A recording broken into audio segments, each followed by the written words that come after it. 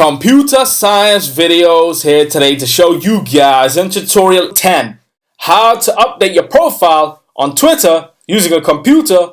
Without further ado, let us start the video. So in this tutorial, you need to have access to a Mac computer, a Twitter account. So we can now go all the way down to the dock, click on Safari, go to Twitter, make sure you're signed into the account, and then click on profile, edit profile, and now we are ready to update the profile. That is the profile name. In the biography, we can add another hashtag or change what we have already written. I will change video creator to video content creator.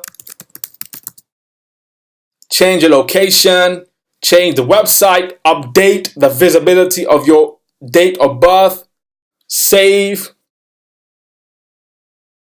And now we have changed and updated the profile on your Twitter account.